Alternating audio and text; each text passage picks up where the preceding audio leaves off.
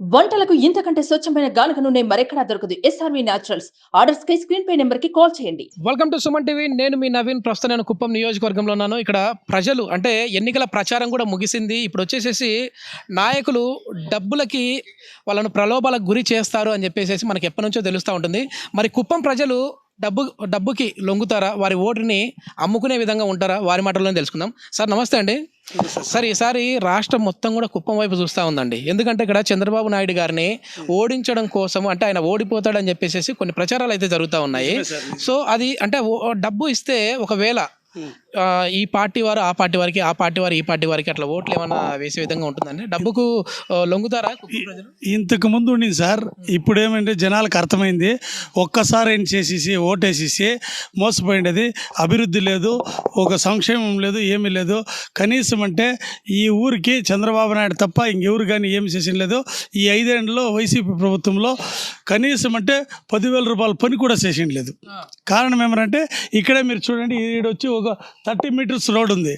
ఆ 30 meters road కూడా వేయలేదు వాళ్ళు. దాని తర్వాత ఏమరంటే ఈ విలేజ్లో వచ్చింది నేను ఎవరికి కానీ ఎవరైనా అయితే ఏమన్నా చదువుకొని కానీ దీనికి కానీ ఏమిటికి కానీ ఫీజు రియంబర్స్మెంట్ కానీ ఇట్లావంతా ఏమీ లేదు. ఓన్లీ ఏమరంటే మాఫియా ఇంతే ఉండేది. ఇక్కడ వచ్చింది మాఫియా ఏమరంటే ఈ శాండ్ మాఫియా, వీళ్ళు ఈ భూ మాఫియా. ఇదే మీకు పాస్బుక్లు చేస్తాము, అది చేస్తాము అని డబ్బులు ఇచ్చేసేది. అభివృద్ధి అనేది ఏమీ లేదు. అర్థమైనా?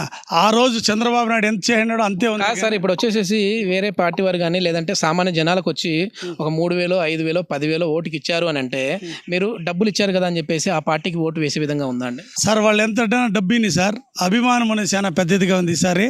వాళ్ళు ఎంత డబ్బు ఇచ్చినా ప్రజలు తీసుకుంటారు కానీ వాళ్ళకి ఓటేయరు సార్. ఎందుకంటే ఇది వచ్చింది నేను వాస్తవికి జూన్ 4వ తేదీ తెలుస్తుంది మీకు ఇది. అమ్మా నమస్తే అమ్మా. మీకు పింఛన్లు వస్తా ఉన్నాయా? పింఛన్ అర్హులేనా? వస్తాను సార్. మీకు పెద్దమ్మా? లేదు సార్. ఈ చంద్రబాబు వచ్చినప్పుడు ఇస్తా ఉండ్రే, ఈయన వచ్చి తీసేసి మధ్యలో ఆపారా? మీకు రావట్లేదు? లేదు రాలేదు. ఎవరు మళ్ళీ అధికారంలోకి వస్తే బాగుంటుంది? చంద్రబాబే రావాల. ఎందుకు పెద్దమ్మా? మా కాకాల నుంచి చంద్రబాబే. అంటే ఇప్పుడు పింఛన్ తీసేసినారనే? తీసేసిందారేనే కాదు. ఇప్పుడు పింఛన్ నేను తినలేదా, నా బిడ్డలు నేను సాకలేదే. కాదమ్మా, ఇప్పుడు వచ్చేసేసి ఒక ఓటుకి 4,000, 5,000 వేరే పార్టీ వాళ్ళు వచ్చి ఇస్తే మీరు ఓటును అమ్ముకుంటారా? లేదు లేదు, మేము అమ్ముకోలేదు. నిజంగా ఏంటంటే డబ్బు తీసుకొని ఓటు వేయడం అన్నది నిజంగా అమ్ముకున్నట్లేమ్మా. రేపు అనే రోజు ఏదైనా మనం వచ్చేసేసి పనులు పలికించుకోవాలన్నా పలికించుకోలేము వాళ్ళతోటి. మనం అమ్ముకున్నట్లే. చాలా క్లారిటీగా ఉన్నారు అయితే ఇక్కడ. నమస్తే అమ్మా. ఏం పెద్దమ్మా పింఛన్ వస్తుందా? వస్తుంది సార్. వస్తుంది. ఏంటి ఎవరు గెలుస్తారు ఇక్కడ? చంద్రబాబు. ఎందుకు గెలిచేది? ఎందుకు గెలుస్తాడు ఆయన? స్వామి మాకు కాపాడింటాడు. ఏం చేశాడు పెద్దమ్మా? పింఛన్ ఇస్తూ ఉంటాడు ఫస్ట్. ఇంకా వాళ్ళ తాతలు ముత్తాతలతో ఇంకా మమ్మల్ని కాపాడండి అయ్యప్ప. కాదు పెద్దమ్మా, నేను ఒక పార్టీ పెట్టుకున్నా ఈరోజు. 10,000 ఇస్తా నీకు, నాకేస్తావా ఓటు? బాబు కొద్దులే, నాకేయి. వేసేది వేసేది లేదు. 10,000 తీసుకుంటావా? తీసుకుంటా. తీసుకునే అయ్యో. ఇది మొత్తానికి డబ్బులు ఇస్తే తీసుకుంటాం కానీ ఓటు మాత్రం బాబుకి అంటా ఉన్నారు. ఓకే, చూద్దాం ఎంత మెజార్టీతో ఇక్కడ చంద్రబాబు గారు గెలుస్తారు. అదేవిధంగా రాష్ట్ర వ్యాప్తంగా ఎన్ని సీట్లలో టీడీపీ కైవసం చేసుకుంటుంది. ఎన్నికల ప్రచారానికి తెరపడే సమయం వచ్చింది. అదేవిధంగా నాయకులు ప్రజల ఇళ్ల వద్దకు ఓటుకు ఇంత అనేసి అమౌంట్ తీసుకొని వచ్చే సమయం దగ్గర పడింది అని చెప్పేసి మనకు తెలుస్తూ ఉంది. ఇక్కడ చెప్తా ఉన్నారు. సో నిజంగా మేము చెప్పేది ఏంటంటే మీడియా ముఖంగా ఓటుకు డబ్బు తీసుకొని మీరు ఓటు వేశారు అని అంటే మీ ఓటు నమ్ముకుంటే అభివృద్ధి అయితే ఉండదు అని చెప్పేసి స్వచ్ఛందంగా ఓటు వేయాలని చెప్పి కోరుతా ఉన్నాము. నిజంగానే ఇక్కడ ఎవరైనా ఓటుకు డబ్బులు ఇస్తూ ఉన్నారా లేదా, ప్రజలు ఏ విధంగా ఉన్నారు, ఎవరు ఎక్కువ ఇస్తే వారికి ఓటు వేస్తామనే విధంగా ఉన్నారా, లేదు అని అంటే అభివృద్ధి చేసే నాయకుని వైపే మేము ఉన్నామనే విధంగా ఉన్నారా, వారి మాటలో తెలుసుకుందాం. అమ్మ నమస్తే అమ్మా. ఏంటమ్మా ఎట్లా ఉంది ఇక్కడ? అంటే ఓటుకి ఇంత డబ్బులు అనేది మేము కొన్ని వార్తలలో విన్నాము. ఎక్కువ సంఖ్యలో కూడా ఇక్కడికి వస్తూ ఉన్నారని తెలుస్తూ ఉంది. ఎంత డబ్బులు ఇస్తూ ఉన్నారు, ఎవరు ఇస్తా? ఏమో మాకు తెలుస్తారు నాకు. అంటే సరే అమ్మా, మీ వరకు చెప్పండి. మీకు ఒకవేళ వేరే నాయకుడు వచ్చేసి ఒక ఓటుకు 10,000 ఇస్తా అంటారు, ఆయన వచ్చేసి అభివృద్ధి చేయలేదు. ఇంకొక నాయకుడు వచ్చేసి ఓటుకు మేము 1,000, 2,000 ఇస్తామంటాడు, ఈయన అభివృద్ధి చేస్తాడు అనుకోండి, ఎవరికి మీరు ఓటు వేస్తారు? డబ్బులు ఎక్కువ ఇచ్చే వాళ్ళకి వేస్తారా, అభివృద్ధి చేసే వాళ్ళకి? అభివృద్ధి చెందే వాళ్ళకి చేస్తాం సార్. అంటే చెప్పండి, అట్లా అభివృద్ధి ఎవరు చేయాలనుకుంటా ఉన్నారు? ఎవరితో అంటే చంద్రబాబు నాయుడు కలిస్తే అంతా అవుతుంది సార్. ఎట్లా అన్న ఎవరు గెలిచే విధంగా ఉంది?